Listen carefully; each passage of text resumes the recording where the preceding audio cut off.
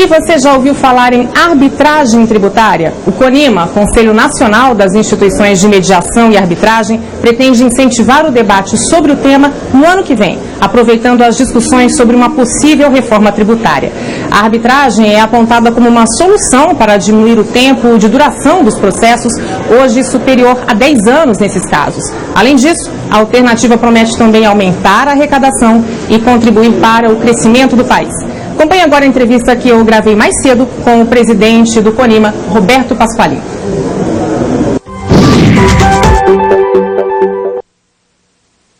Roberto, muito obrigada por sua presença aqui. Eu queria então começar do começo. O que é que seria arbitragem, esse tipo de solução de conflito, né? E em termos de matéria tributária, quem é que faria essa arbitragem na solução das lides?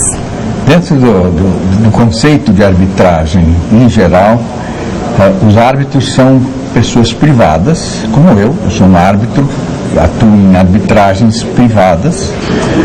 A lei de arbitragem permitiu a arbitragem também com a administração pública.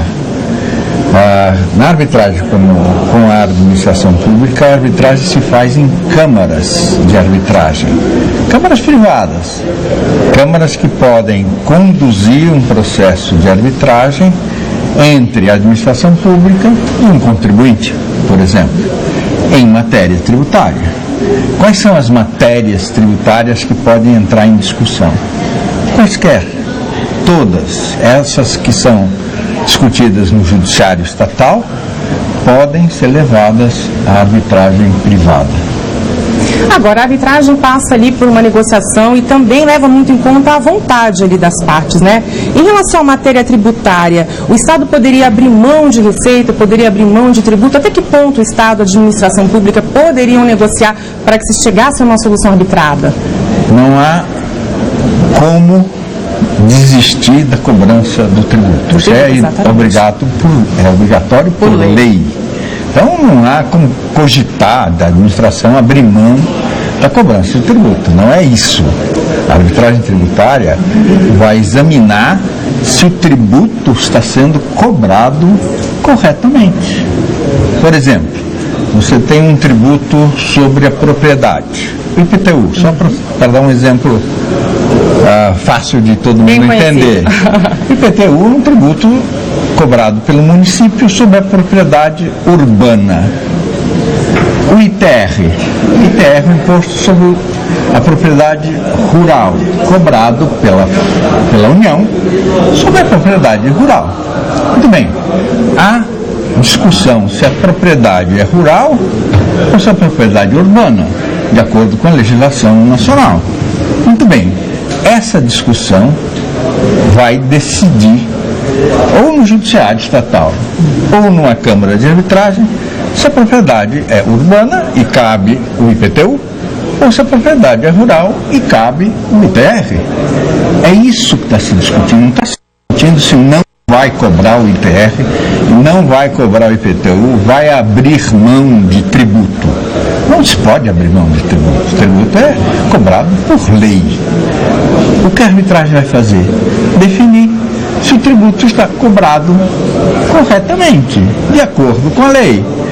Isso o judiciário já faz, e faz bem, mas o judiciário está atolado de processos. O maior número de processos é em matéria tributária. Por que não levar para a arbitragem privada? Que é uma solução que está em voga, né? Agora, você falou que existe a lei de arbitragem, que ela autoriza a arbitragem para a administração pública também. Agora, vocês querem aproveitar a reforma tributária no ano que vem para aprovar uma lei específica em relação à arbitragem em matéria tributária, é isso? É isso. Por quê? Porque as regras de tributação e a resistência da administração pública quanto à sua titularidade em relação à cobrança do tributo. Aqui que você estava falando, não posso abrir mão de cobrar o tributo. Essa é um tabu. O direito público mais clássico. É um tabu que existe. Não, o tributo só a administração pública pode cobrar, só o judiciário pode decidir. Se você não tem uma lei que regule a arbitragem tributária com qualificação jurídica adequada, ou a administração pública não vai entrar na arbitragem tributária, ou o contribuinte não vai entrar na arbitragem tributária. E aí você perde a utilidade da solução privada por árbitros quanto à matéria tributária.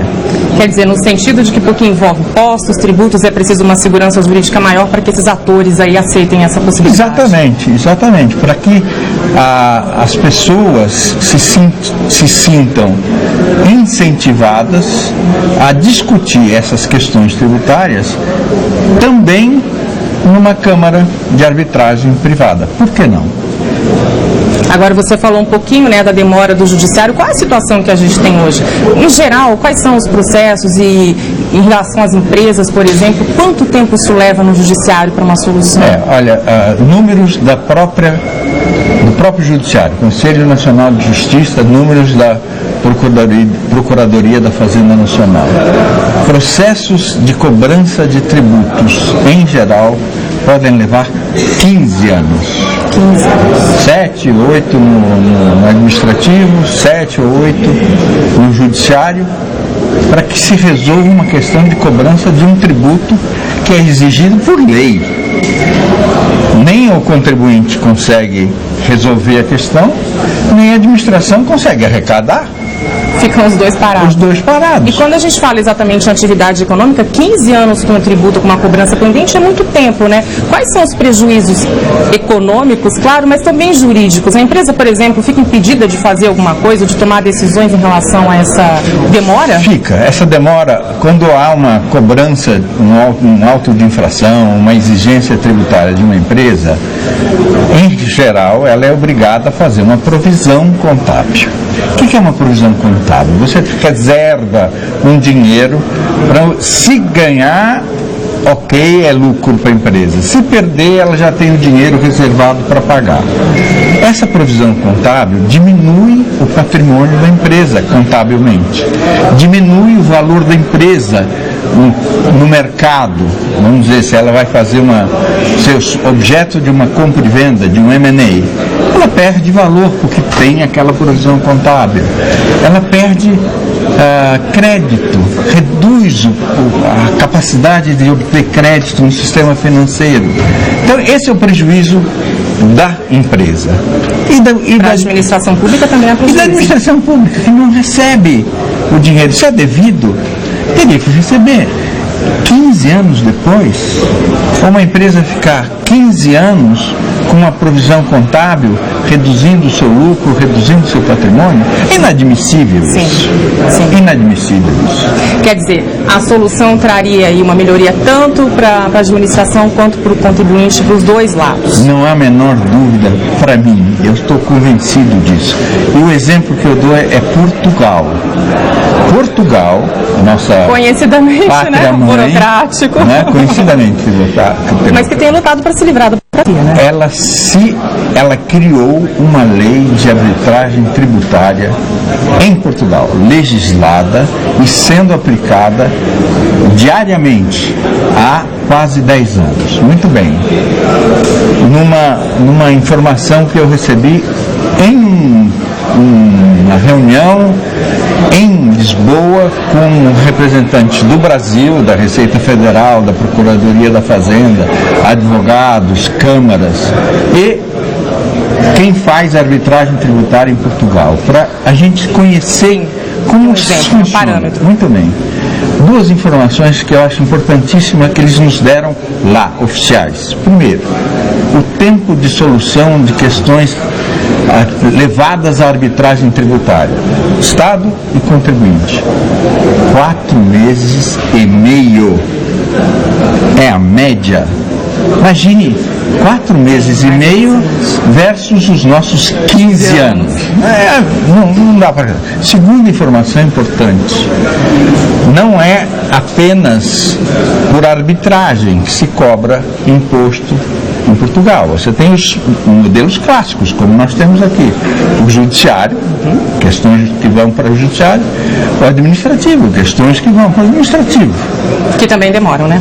E também demoram. E tem agora essa terceira via em Portugal. Tudo bem. No ano de 2016, que é o que eles tinham de informação, a cobrança, a arrecadação tributária em Portugal foi maior pela via da arbitragem, por essa terceira via, do que pela cobrança clássica, administrativa e judicial. Agora, as pessoas ficam na seguinte dúvida, né? A gente tem essa tradição aqui de o Estado resolver, o Judiciário resolver. As câmeras de arbitragem, elas teriam alguma certificação? Como é que as pessoas fariam para saber que aquela câmera vai fazer um julgamento técnico confiável, né, do conflito? O sistema de arbitragem cada parte escolhe o seu árbitro. Primeiro conceito. Então, o contribuinte escolhe alguém que ele confie, o Estado escolhe alguém em que o Estado confie. Esses dois árbitros, indicados voluntariamente pelas partes, escolhem um terceiro, que é vamos dizer, o presidente desse tribunal, esse tribunal de 3 pessoas. Muito bem. Qual é a garantia de que isso vai se desenvolver corretamente, imparcialmente, sem uma parte tentar proteger a outra, sem corrupção? Como é que você garante isso? Primeiro, uma lei adequada que defina qual é a qualificação de pessoas que podem atuar como árbitro. Por exemplo, né, lá em Portugal, eles exigem experiência de 10 anos em matéria tributária. Ok, é pessoa que já está com um conhecimento necessário para decidir bem. Segunda coisa, a escolha é feita pelas partes. As partes vão ter que avaliar quem ela está escolhendo. Uma boa arbitragem depende do quê? De um bom tribunal arbitral. Sem dúvida. De pessoas capacitadas, imparciais, com conhecimento da matéria. Por que isso não funcionaria? Onde estaria o risco de um desvio? Bom, risco de desvio há em qualquer função, em qualquer atividade. Né? Bem claro. Por isso, uma lei clara. E depois, não vamos regular as coisas no Brasil pela patologia. A patologia existe, acontece. Corrupção acontece. Para a gente finalizar rapidamente, como é que seria essa campanha no ano que vem? Existe a possibilidade, né, de se avaliar, de se aprovar talvez uma reforma tributária, mas como é que vocês pretendem fazer essa campanha para que essa lei seja aprovada? Olha, Vanessa, o que a gente está vendo é o seguinte: o Brasil está passando por um momento muito especial, um momento em que se tentam fazer reformas estruturantes, algumas já foram feitas, outras por condições políticas que todos nós conhecemos, não estão sendo feitas ainda. Muito bem. A próxima etapa que o governo anuncia é de uma reforma tributária. Isso. E a campanha viria como? Viria como inovar no sistema de cobrança tributária. Não se o tributo é imposto de renda, se é ICMS, se é ISS, se é IPTU, se é ITR. Não é esse tipo de objeto que se fará nessa campanha sobre a arbitragem tributária, mas é incluir a arbitragem tributária como uma terceira via de cobrança de tributos no Brasil. Perfeito. Como se faz em Portugal. Agradeço muito sua presença aqui. Obrigada. Obrigado a vocês.